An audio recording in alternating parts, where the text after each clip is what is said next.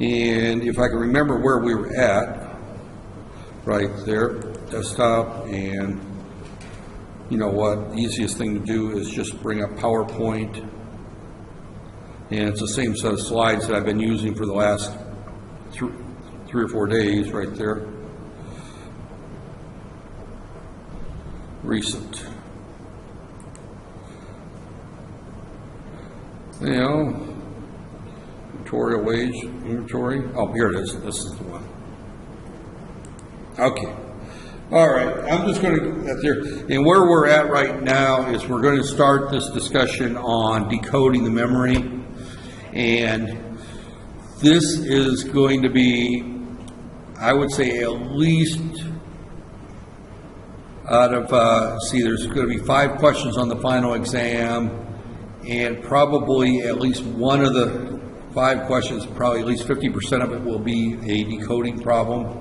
So this particular lecture is worth at least 10 points on the final exam, right there. And I will be talking tomorrow a little bit about a midterm exam, that there, which will be just over what we've covered thus far. And the midterm exam, let me just spend a couple minutes talking about that there. It's going to be probably 10 questions. They're going to be relatively short. It's going to be basically what we've covered. It's worth, I think, 10 or 15% of the final grade, so it's a significant amount. But the whole idea is I'm not going to give you a lot of material on it because I just want to catch what you've been following that there. So everything will come out of the slides that we've covered for chapters 1, 2, 3, and 10, I believe, or 9 and 10.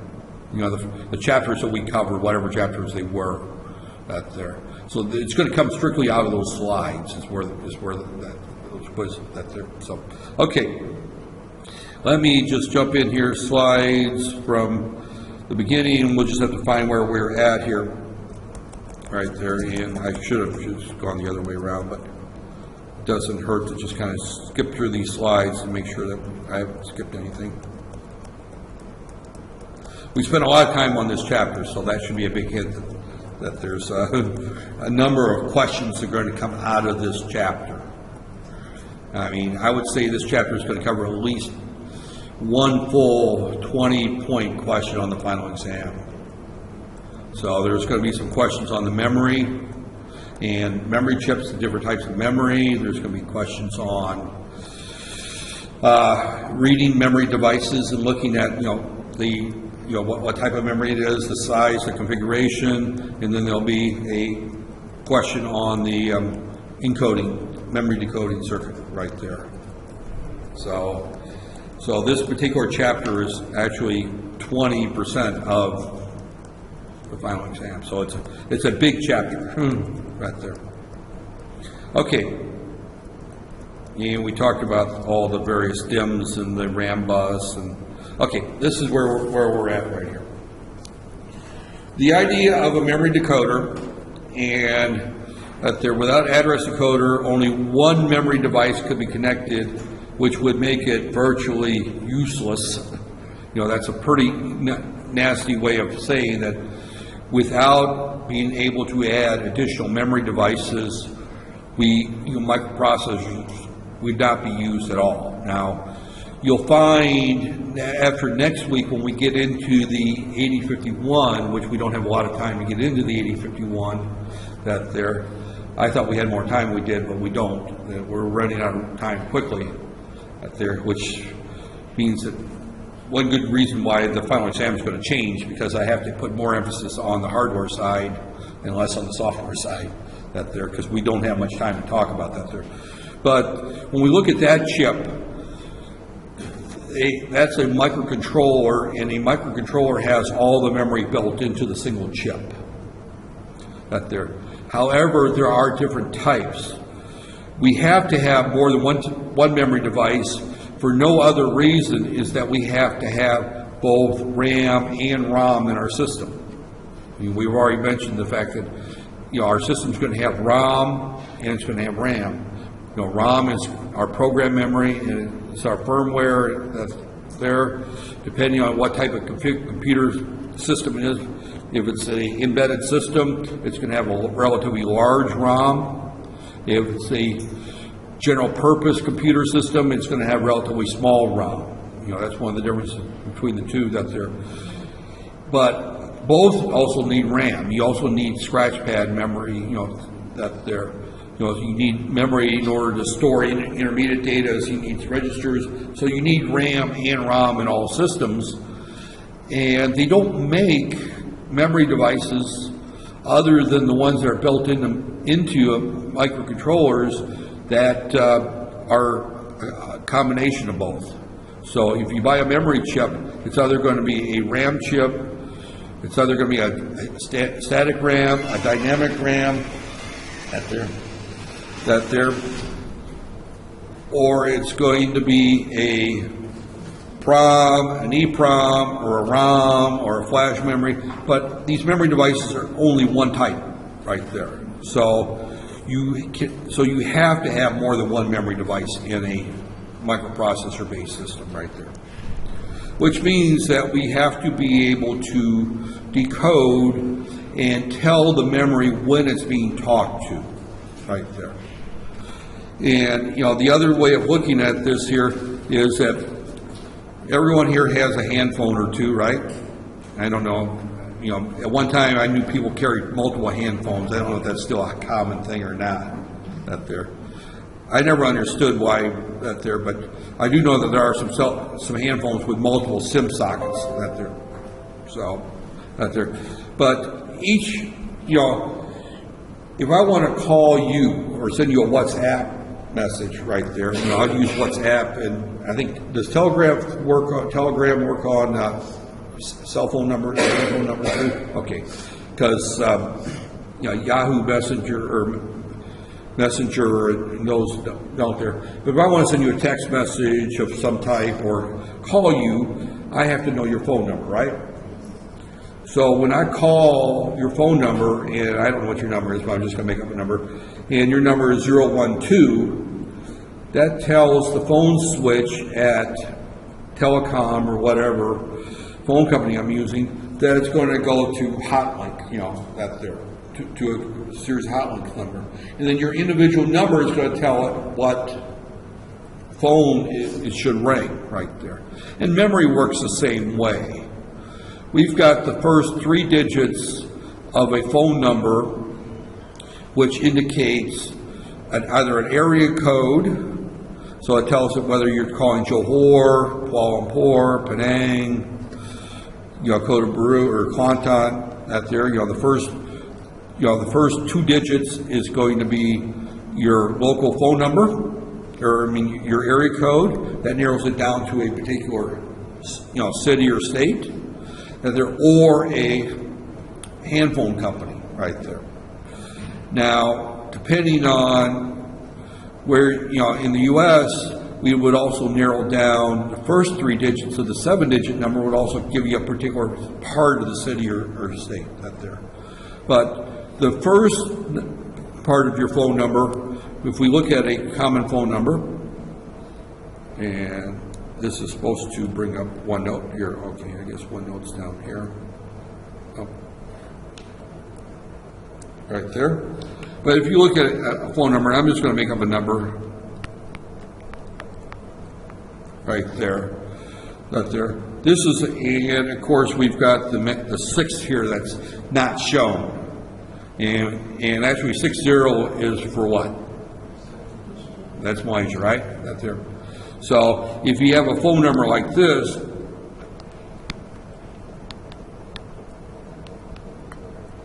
right there, this 1 stands for either U.S. or Canada, right there. That narrows it down. The 260 tells it that this is Northeast Indiana, where I used to live, right there.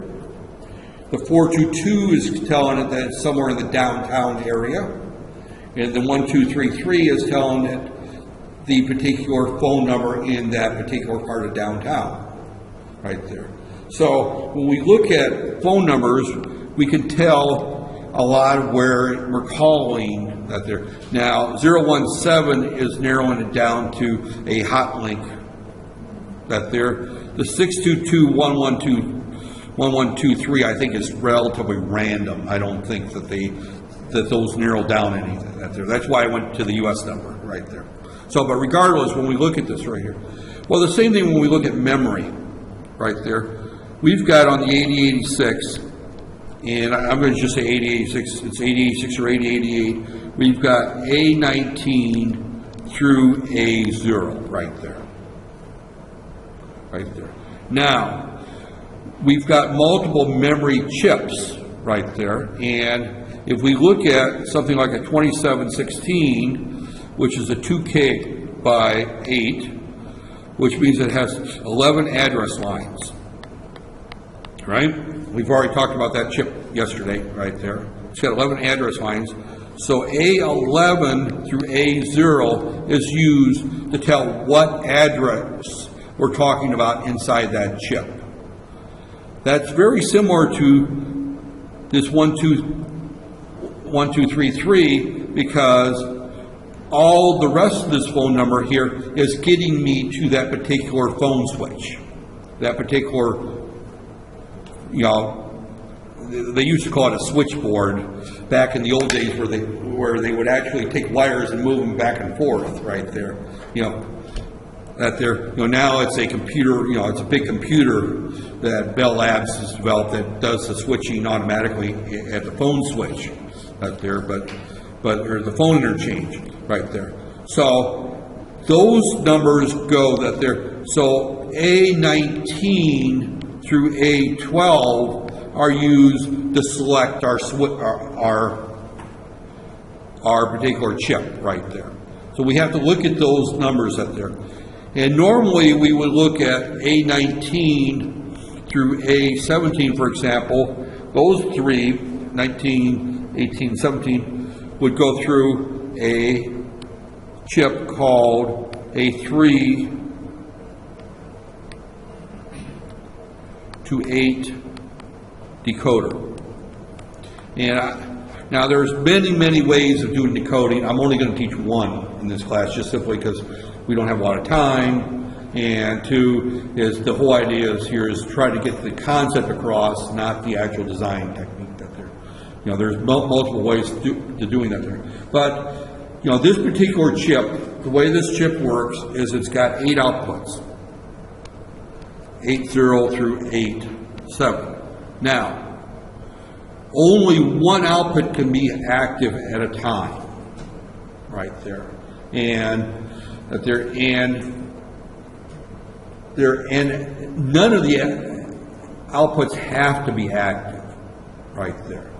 So quite often we'll use the first decoder to select a series of decoders, right there.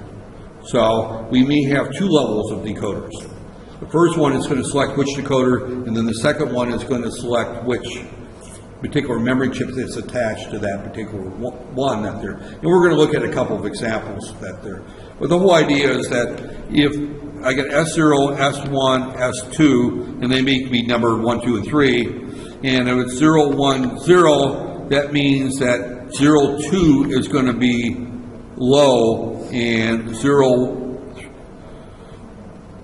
1, 3 through 7 are all going to be 1 right there. Only one output can be low at a time. And that goes back to the fact that these chips use a chip select not right there. It's an active low chip select right there. So going back right there. So again, what we're looking at is the purpose is the 80, it's got 20 address lines, we've got 20 that there. We have to use the other 9 pins to determine whether or not this is which chip we want to select right there. Now there's many ways of doing it. The simplest way is just to use a NAND decoder right there. And all we're doing is we're just going to look at those particular pins, but what we're looking for is a combination right there. We want to set this memory location at a particular location right there. So when we go back and we look at our 7-digit right there, we pick a selection, we pick a place we want this to be. Now, keep in mind that we've got our address lines here, and it's easier to look at this right here. We've got 11 lines, X, X, X, X. This is 0 through 3. This is 4 through 5, 4 through 7, X, X, X, X. This is 8, 9, 10, 11, right there. X, X, X, X, right there. So we've got, right here, we've got 12 lines right there, correct? Now we've got another 2 lines right here, or two numbers right there, that can be whatever you want them to be. But we have to specify what we want them to be. So this memory device is going to go from XX, and we'll talk about that here in a second, 0, 0, 0. And this is a hexadecimal number right there. To XX, F, F, F. That's the range of addresses in this memory chip.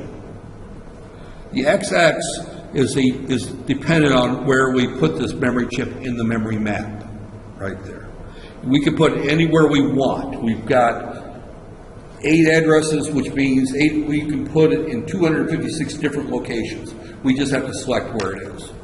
And what the assignment is going to be is you're going to look at the circuit and you're going to tell me where it's at in the memory map, or you're going to put it at there.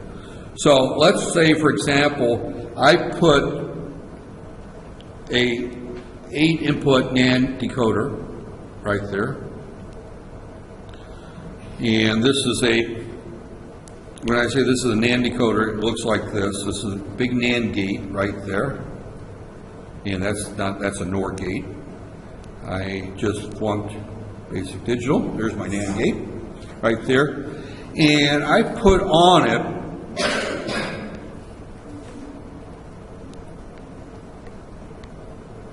right there.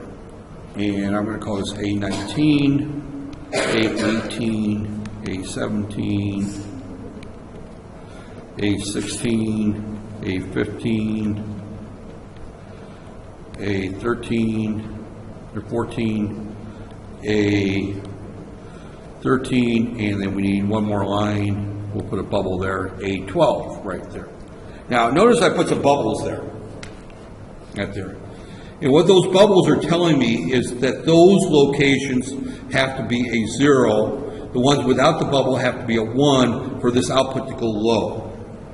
So this is a simple NAND decoder. I've got an 8-input NAND gate. And this simply says that this output is a low if and only if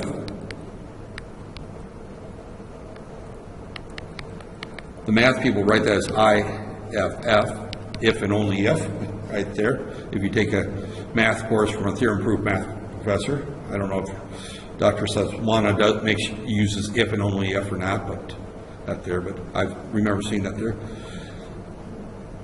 All these inputs are active.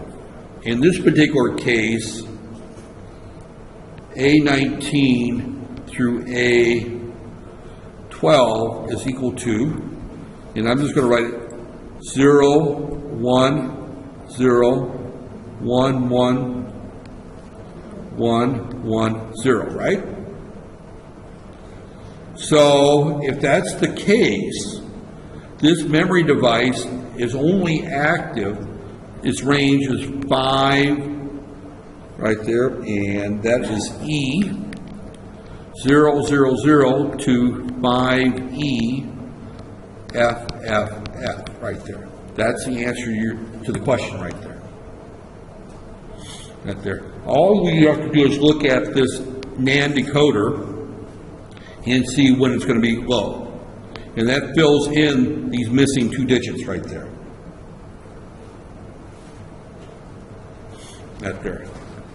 So, and that's the simplest type that there. Unfortunately, we don't use the simplest type. That there. But that's the simple NAND decoder that there. But that's the whole premise, is that we want to see what combination is going to give us a 0 on the chip select. Right there. Because what we're going to be doing this pin here goes to our chip select NOT on our 2716 right there, or whatever chip it is right there. So we're just looking at where that right there. And a lot of the design from a hardware standpoint was actually coming up with the memory map and laying out the hardware to get us to that memory map. Because we've already talked about how we get our data bus, how we get our address bus, and how we get our control bus. Now we have to get our address chip selects right there. This is the easiest way right there. So the simple NAND encoder right there. And again, in this circuit right there. Now this particular one now is using a 138, and this is a more common way that they're right here, because this here is our, and I don't know, these titles don't match up with the slides right there. Now I've been actually known to use this circuit to be honest with you, as far as that there, and just change a few things on it that there.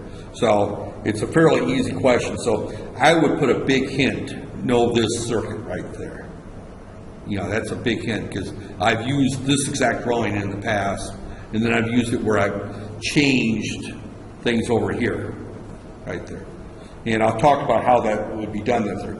So we look at this circuit right here, and I've got a group here of 2764s. These all have from A0 to A12, so 13 address lines is what they've got right there. So I come over here, and I've got the other ones. So this is A0 through A13 right there. And this is the circuit you probably would want to, you know, there. As a matter of fact, I'll probably stop at this point because I don't want to give you any more information other than this one, because this is the one that you're going to want to really study right there. Right there. Now, I could change it. You know, I could make these 27 128s and have A14 go over here and change this here. So you need to understand this drawing. It's probably not going to be the same circuit right there. Matter of fact, I'll know probably by 6 o'clock tonight what the circuit's going to look like, because I have to draw it by the end of tonight. That there. So me telling you right now it's going to look something like this is probably a big hint that it's going to look something like this right there. Right there. So when we look at this circuit here, let's ignore these numbers for now. We're going to come up with these numbers right here. Now the first thing when we look at these numbers right here is that we realize that this has got A0 through A13, so our range is going to, that there. So again, our range is going to be, and I'm going to go back to this right here. We look at a range, A0 through A13, right? So again, we're going to put our little boxes right here. This is an 8026, and I don't know, I think I accidentally hit this with my hand on the screen, and that's what causes it to, I have to remove the battery and turn it back on. That's there. Actually, I think I could probably turn the, no, if I turn the Bluetooth off, then I disconnect the mouse too. That's there. Okay. Okay. Right there. So just keep in mind that we've got these boxes up there. So this is A3, A0, A7, A4, A8, A11, A12, A13, right? And then A15, A14. I'm putting all four of them here for a reason right there. And then A19 to A16 right there. Okay. We know that these four are it going to the memory chip, right? These four are going to the memory chip. These four are going to the memory chip. And now we said, and let me double check that there. That goes to, that is A13 right there. The writing is, actually it looks like A12. A12, excuse me, A12 right there. That's A12 right there. It's a little hard to see, but it's A12 right down there. So I have to make sure when I put this on the test that the drawing's clearer than this right there. And actually, one time it wasn't very clear. So it's A12 that there. So it goes to A12. So we put an X here, right there. These I'm going to put Y, right there. Because all I'm trying to do is negate the fact that these 7 pins don't go to the memory chip. These go to the memory chip, right there. So this problem's a little harder than the last one because I've got this one here, right there. So this range goes from X, and I'm going to put X here, but keep in mind that this X is only 3 bits right there. And then we're going to say 0, and then 0, 0, 0 to X, X, and then a 1 here, right there. 0, 0, 0 right there. Because this bit here goes to the memory chip, so that's part of the address that goes to the memory chip. So our range starts at this 7-bit number followed by a 0 to the same 7-bit number followed by a 1 right there. So it's a little trickier. This problem's a little harder. That's why I'm going to stop after this one right there. So now, as we look at this particular one, let's go back and look to see what these 7 bits there. We have 7 bits right here to consider. X, X, X, X, X, X, X right there. We have 7 bits to look at right there. And then we start our 0 to F. Everything there on out after that's there. So going back to that right there. All right, first off, we've got A19, 17, 18 going here. That's going to a NAND decoder, right? And that's going to, we've got 3 pins here, and these are chip select pins right there. Those are chip select pins going to this particular device right there. So we look at this one right here, and A19, A18, and A17 all have to equal 1, 1, 1 for this to be a 0 right there. And that's got to be a 0 in order for this chip to be selected. G2A is, we can ignore that because it's tied to ground. It's always selected. G1 is tied here to A16 right here. So A16 has to be high right there. So this is telling me for this 138 to be selected, A19 through A16 has to equal F right there. Now, this is where things get a little trickier. We're tying A15, 13, and 14 to A, B, and C right there. So we know for this chip to be selected, the first digit has to be an F. Now, where I could be mean to you, and I can be very mean, and it's not mean, it's just part of the problem, I could switch these 2 wires around. That there. If I switch those 2 wires around, then A16 has to be 0. In which case, this becomes E. Right there. So you have to look at, and this is why this problem always seems to puzzle students, is you have to look and understand these address lines, where they're going to on this memory decoder. Right there. Because this memory decoder has got a complex selection scheme that we're using for the address lines to determine whether or not this decoder is selected. Right there. So now we could use another decoder to do this, but we've got we've got three unused select pins that we can use the address decoders or the address lines to select which decoder we want. May as well use them. No sense using another chip. So we have to look at these three pins, and this is where things get that there. If there's a bubble, it has to be a low. If it's a no bubble, it has to be high, right there. And then I'm using also a NAND decoder here. So this actually goes through, and you have to look at there. And as I said, this is 10% of the final exam is this one circuit right here, some variation of this circuit. So I can't really stress enough that you need to look at this circuit and understand there. So knowing that right there, this has got to be F. Now I just kind of went through there and I said if I switch these, this becomes E, but that's the only change right there.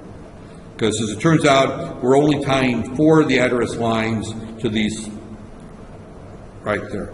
3 address lines are being tied to this NAND gate right here. Now I could, I could also, again, what I'm switching is G2A and G1 is the two I'm switching right there. But I could also switch these two here, in which case all 3 of these have got to be, actually, you can't, that one's got to go to an active low. But I could put a bubble here, for example, and that will change the answer. So you have to study this particular problem. Because if I put a bubble here, right there, then that means that A19 or A17 has to be a low. Right here. If I switch this one here, then that means A16 might be a low. So if I switch both of those here, I put a bubble here, and I put this with a bubble right there. That means that lines A17 and 16 have to be a low, and now it's, D, right? Yeah, I think, D. I think it's D right there. So it becomes 1100. So you have to look at, and this is a big one here, if you see the circuit, and I will say with pretty good certainty, because as I said, I'm writing it tonight, that you're going to see some variation of the circuit right there. So this is the one you want to look at, and you have to look at this part of the circuit right there to determine it there. Now over here, it's actually fairly easy, because what we're looking at here is these 3 lines are going to determine which one of these is active. So in our particular case, we're dealing with the fact that here, that our first line is going to be F, right? We determined that by looking at those four lines going to the address decoder select pins. This F would change if those 4 lines were modified, and they probably will be modified. That's there. So this would be something other than that. These 3 lines now go that there, and we've got 8 chips to select. And it's fairly easy to look at that there, is that they're going to start off with F, and they're going to start off with 110 right there to 1111 F right there. So this here is our first chip, and that's the one tied to our 7 pin, right there. Going back to our circuit right here, that's the one tied to this right here. So as we look at this particular one here, that's going, 7, so that's F. That doesn't look right, that there, it looks like it's an E0. Yeah, E0, right there. So when we look at this right here, this is E right there. And again, right, right there. This here would start off at 0, 0, 0, right there. That's where my mistake was. Because these lines here all go to the chip, right there. Now this is 4, 4, and 4, and this is just one line. So this chip, this first chip, the one there, goes from F, E, 0, 0, 0 to F, F, F, F, F, right there. Right there. That's the one tied to the 7. Now if you look at the one tied to the 6, it's going to be F, 1, 1, 0, F, 1, 1, 0, 0, 0, 0, 0, 1, 0, or I mean 1, F, F, F, excuse me. You got to remember these are all 4 bits right there. So I write them as zeros or Fs. This one I write as a 1 or 0. This one is a trickier one because right there. So this is, and I'm just drawing a blank here, you know, right there. Right there. So this is going to be 1, 1, 1 right there. Right there. That's C. And then it goes to, and it's 1, 1, 0, 1.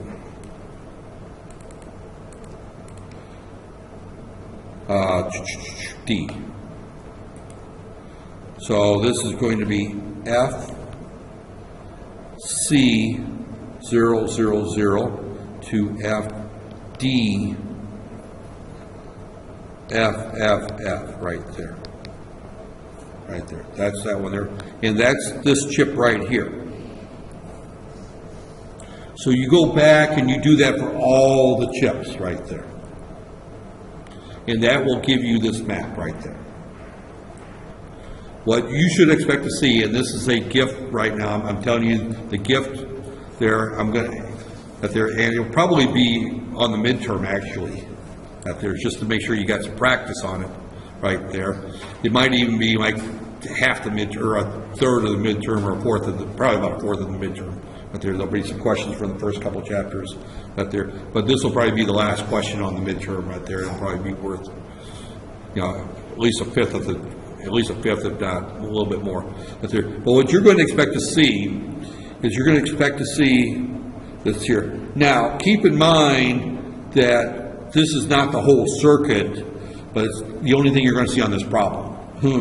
If we were to do a hardware design, you would still have to connect VCC to every chip. You'd have to connect, you know, ground every chip. You'd have to connect the right knots to each chip, the control buses to each chip, the data lines to each chip. All those that they're this, you know, the data lines, the address lines are shown, but it's not showing the other lines that are connected to each chip.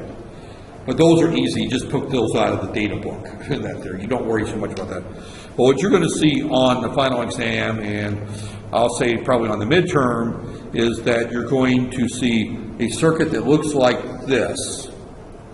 It may not be exactly like this. These might be 128s. If they're 128s, then the address lines here will go to A13 in that particular case. And then A13 would disappear from here, and this would be A16 going to that there. And I would have this would change a little bit that there. But you have to be able to analyze when this 138 is selected. Right there. It's selected if and only if G2 is low, G2A and G2B are both low, and G1 is high. Right there. Those determine when this is selected. And there'll be some combination of 8, 19, 18, 17, 16, 15, or something like that, that will determine whether or not this is selected. Right there. Right there. Then you will look at A, B, C, and that will determine which one of these are selected. If A, B, C is going to be all high, then 7 is selected. If it's going to be 6, then 6 is selected. 5 is selected right there. So and then you will have to come up with these numbers right there. And that's going to be out there. This pretty much concludes actually the hardware part of this discussion, right? This course right there. Let me just kind of go through the slides, but this is as difficult as I'm going to get on the Emory decoded right there. So again, this kind of goes through the more out there. This just covers the 138. I talked about that already right there. Right there. Sample decoder circuit. And again, that's actually the slide that I just went through right there. This is and don't ask me who the world did these slides, because this discussion right here goes back to this slide right there. Right there. This discussion here is not even there. So this slide right here is actually the one discussing the sampler decoder circuit right there, and it's the one discussed right here. This one here, ignore right there. That's a different discussion right there, and I'm not going through that circuit right there. Again, this discussion in this here is completely, these slides are messed up right there. And all this discussion here goes back to that slide that I've already talked about, so I'm not going to go through this discussion again right there. But the slides aren't in the same right place. The picture and the slides don't go together here, right there. They don't go together right there. And matter of fact, this is the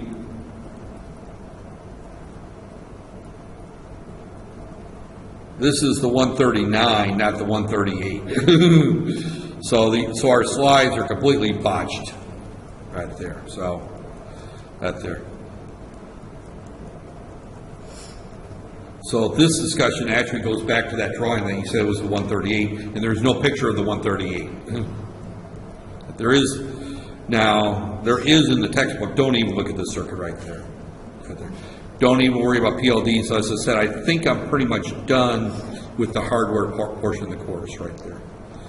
This is combinational logic arrays. We're not going to use CPLDs right there. As a matter of fact, this drawing here is actually used in the 138. It's not even using the CPLD, so I don't know.